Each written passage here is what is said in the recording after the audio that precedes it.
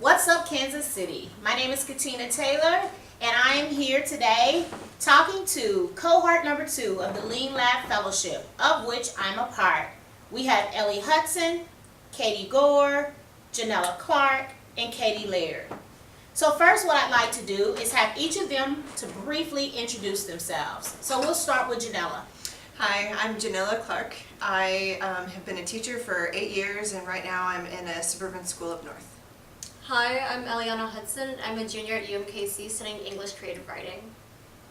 Katie? Hi, I'm Katie Gore, and I'm a first grade teacher at Genesis Promise Academy. Hi, I'm Katie Laird. I'm a high school English teacher at Alta Vista Charter School.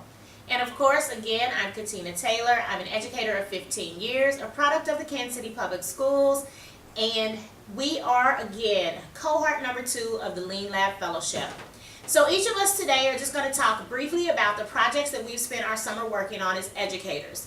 The Lean Lab Fellowship is an incubator program for educators who have identified problems within our system. We developed either products or services to address those particular issues, and then we pitch at the end of the summer.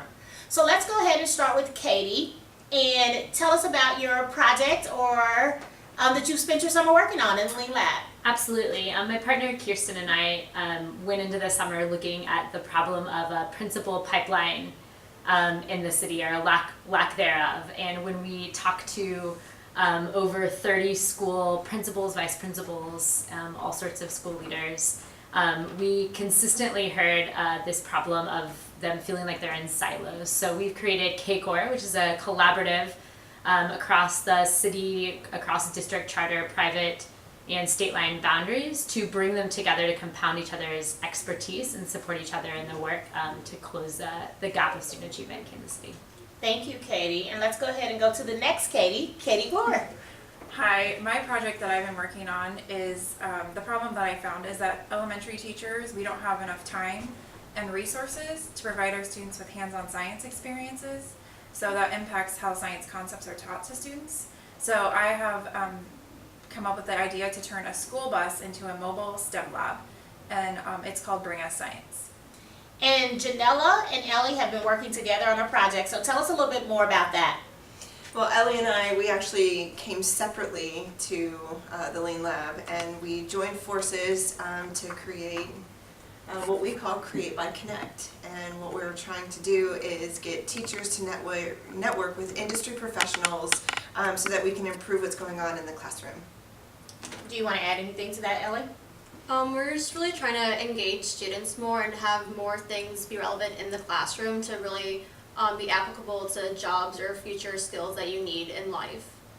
Absolutely. And of course, I've also been spending my summer working on a project. And for me, I think I've kind of encompassed a lot of what my colleagues here have been working on. How can we boost student achievement across the board? So for me, that is an innovative and transformative school model that I have called Dreams KC. So Dreams KC basically does away with the traditional model in which we deliver education, telling students what they need to know and then expecting them to memorize it, and at the end of that produce some project or complete a worksheet or take a test.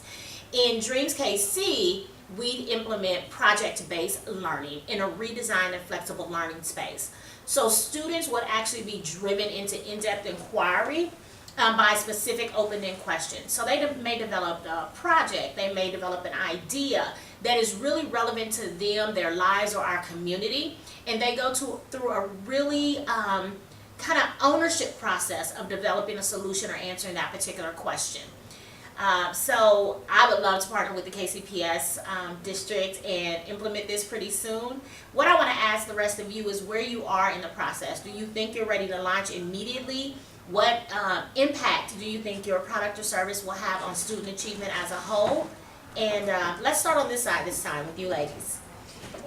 Right now, what we're immediately looking for are teachers that are wanting to really collaborate with industry professionals in order to create a classroom that is far more relevant than what it currently exists. Yeah, and we're also looking for anyone in the industry, business professionals, even local artists, local musicians, anyone who's really interested in trying to help out with education. And we actually have a potential partnership with the Northland Kansas City School District We're trying to roll out a pilot program for this next summer. And yeah. Thank you. Katie, so tell me where you are in the process. Right now, I'm just looking for teachers, elementary teachers and principals that would be interested in having the bus come to their school, and also professionals in the STEM industry talking to me and getting ideas and maybe partnering. And our other Katie. Yeah, K-Core, it's funny, I feel like K-Core sort of has taken off the ground like yesterday. It practically is already launching. The irony is that Kirsten and I are classroom teachers, and we're going back to school here in a few weeks, and we really are looking for potentially a co-founder to run a pilot this year.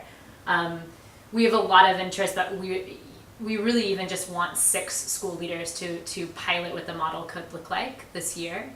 We have a lot of big players, stakeholders that have put a lot of energy behind the solution, and what we really need is the school principals, administrators to really get in the same room together, commit to a pilot, and I feel like it's kind of takes on a life of its own after that. I'd agree with that. And again, with Dreams KC, some people may say this seems like a tremendous undertaking. And they ask, why hasn't this been done before? Or why are you trying to do it now? And I say, why not now? Why not us? And that's the same with all of our products or our services or the projects that we're trying to launch. But I want to backtrack just a bit and ask each of you, what brought you to the Lean Lab now? What is it that you've observed, be it in your professional life, your personal life, or as you look at our children, because they are our children, they're our future, they eventually have to take care of us, right? So what is it that we've observed or that you've observed that made you say, now is the time, I want to affect change in the area of education? So I'll let anyone who wants to jump in and kind of start off answering that particular question. So for me, teaching is actually a second career. I was in the civil engineering field before I was in education, and the engineering firm that I worked for gave us the opportunity to go mentor in a local school. And I loved being in the classroom and working with kids so much that I quit engineering and have been a teacher ever since. But I've also noticed that there is a pretty severe disconnect between my experience in the classroom and what I experienced in the industry. So I just really want to bring these two worlds together because I really believe that we can make a big change for kids. Thanks. I think for me, I mentioned kind of earlier, Kirsten and I came into to the fellowship, the incubator fellowship, originally to look at the pipeline problem. We're potentially interested in being future school leaders at some point ourselves. And we were trying to look at how exactly, like, what was the city's plan, what options were available to prepare people to be school leaders. And we talked to so many people that our problem really changed. It was really validated, actually. There is like a pipeline problem, but we uncovered a more foundational problem of there not being a movement in the city. And we wanted to create a connected, collaborative movement so that down the road, hopefully soon down the road, a pipeline would actually kind of take off. It would actually make sense. For me, as a teacher that loves science, I realized that not every teacher does love science, and one of the things that was lacking was the resource. So I thought, why can't we just bring it to them? So that's where my idea of turning a school bus into a mobile STEM lab came into play. And for me, I told you at the outset that I've been an educator for 15 years. So a part of that is I've taught from multi-age preschool to adult basic education. And what I saw from our younger children to our oldest adults in the community is that at some point they became disengaged in the process. And so that disengagement led to underachievement. And so we had to, like I think some of the things that you addressed is the engagement piece of that. But not only that, other best practices have to be employed. And I see bits and pieces here and there, charter schools, private schools, public schools, whatever it was, it just wasn't happening on a grand scheme. So that's why I came up with the platform of Dreams KC. Yeah, and what I love about your school is that you're going to be doing this sort of design thinking throughout your entire in your school model that we've been going through this summer, which is really like digging deep into a problem, investigating it, and ideating and iterating solutions around it. So not only are we then preparing students for college, but we're preparing them for the workforce, we're preparing them for entry into entrepreneurship, and that's the goal. So I'd just like to thank you all, my colleagues, now my friends, our Lean Lab fellows, for coming and talking today about your projects throughout the summer. And I'd like to reiterate, what's up, Kansas City? Become a part of the conversation.